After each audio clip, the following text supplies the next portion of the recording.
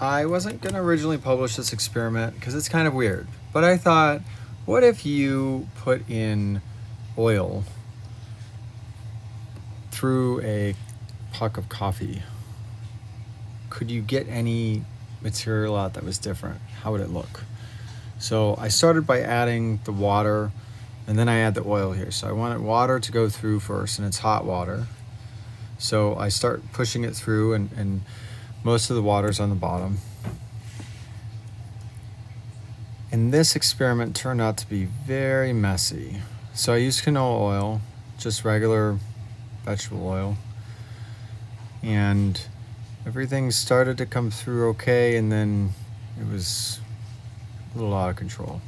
But I was curious because we talk about oil being in coffee, and there's some oil is coming out in an espresso shot.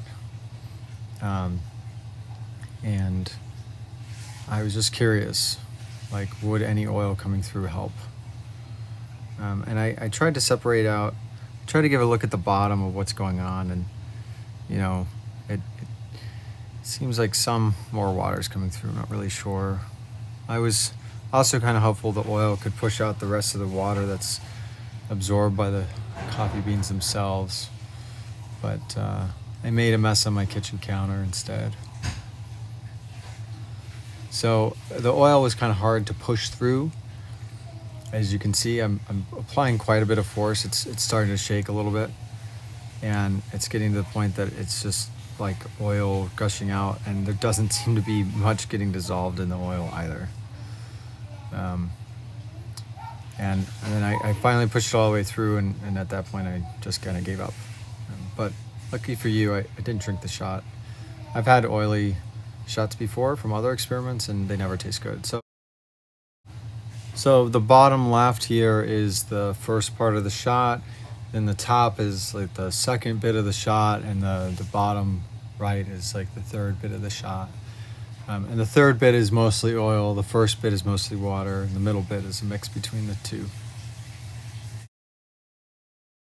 We can take a look at the oily part. It's kind of in the middle. And then in the last part, which is really just oil, no few dissolved salt. So I still took a look at the puck, and it's oily, but there didn't seem to be any spots showing particular channeling or any issues that I could see easily. So I cut the puck in half, and again, I didn't see anything on the sides, except there's a little bit darker on the bottom.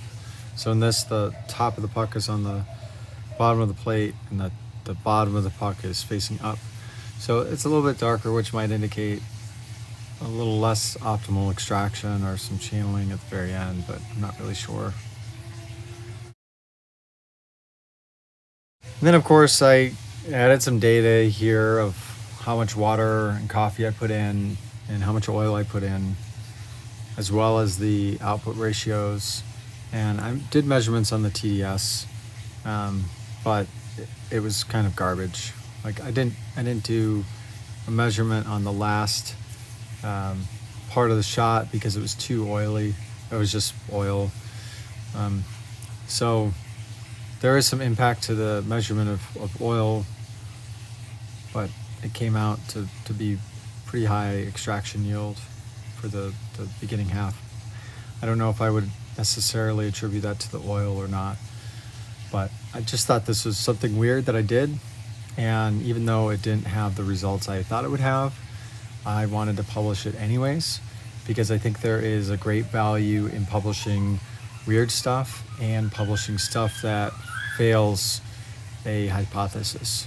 Oftentimes in the scientific community, we only publish our successes, and I think there's something to be learned amongst our failures as well.